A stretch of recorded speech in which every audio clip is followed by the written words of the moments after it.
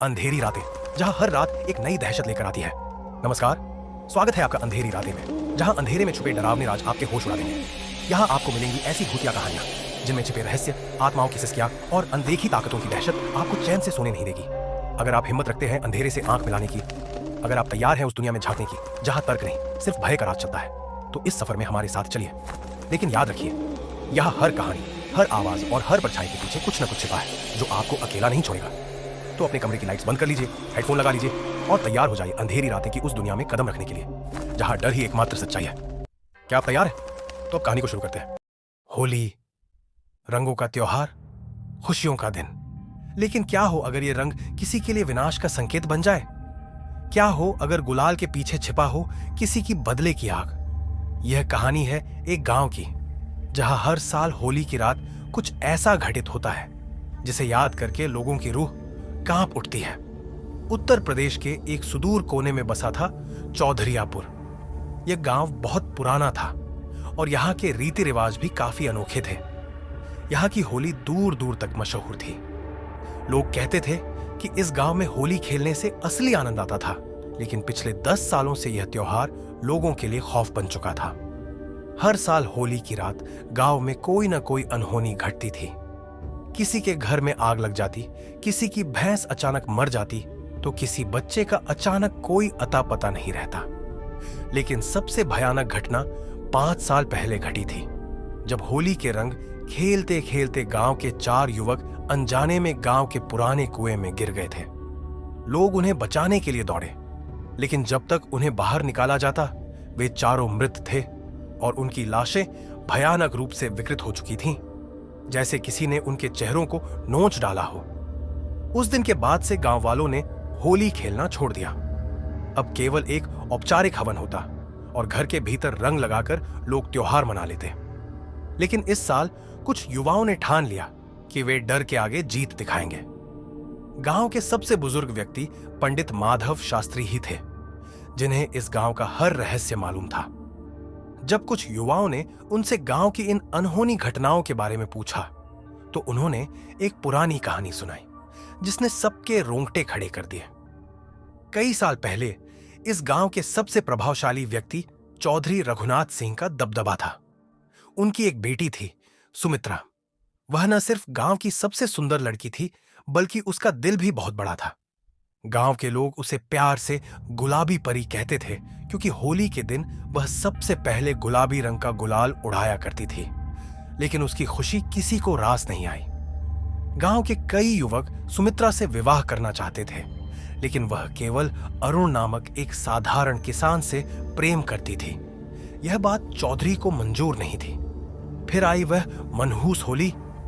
उस दिन पूरा गांव रंगों में डूबा था। लोग नाच गा रहे थे, लेकिन तभी गांव के कुछ बदमाशों ने सुमित्रा को पकड़ लिया और उसे चौधरी के सामने घसीट लाए। इस लड़की ने हमारी इज्जत मिट्टी में मिला दी है। चौधरी के कहने पर गांव के लोगों ने अरुण को भी पकड़ लिया और उसकी आंखों के सामने सुमित्रा का अपमान किया। अरुण को इतना पीटा गया कि वह मरणासन्न हो गया। लोग कहते हैं कि उसी रात वह गांव छोड़कर भाग गया और फिर कभी नहीं लौटा। लेकिन सुमित्रा के लिए यह सहन करना असंभव था। वह उसी रात गांव के पुराने कुएं में कूद गई। उसके मरने से पहले उसकी आत्मा ने शाप दिया, जिसने मेरी होली छीनी, उसकी होली अब कभी रंगीन नहीं होगी।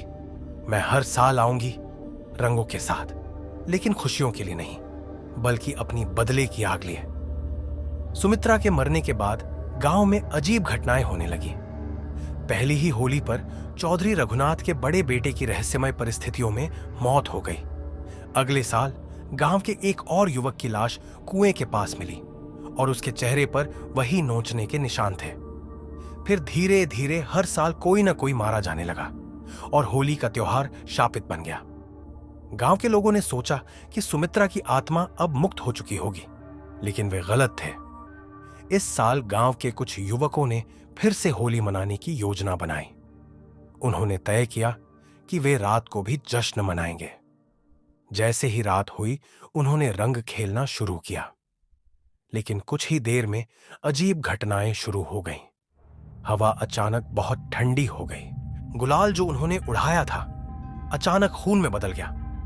दूर से एक स्त्री की कर्कश हंसी सुनाई देने लगी। तभी एक डरावनी छाया कुएं के पास प्रकट हुई, सुमित्रा की आत्मा। वह धीरे धीरे युवकों की ओर बढ़ी और उन्होंने देखा कि उसके सफेद कपड़े खून से सने थे। उसकी आंखों से खून की धारा बह रही थी और उसके नाखून इतने बड़े हो गए थे जैसे किसी जानवर के पंजे।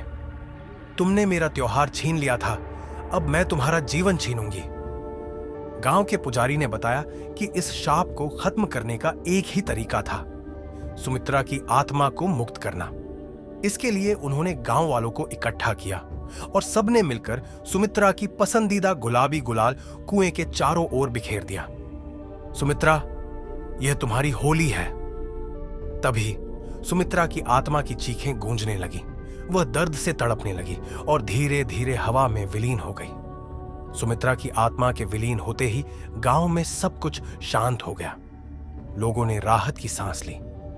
पंडित माधव शास्त्री ने घोषणा की, अब सुमित्रा की आत्मा मुक्त हो चुकी है। अब चौधरीपुर पर कोई श्राप नहीं है।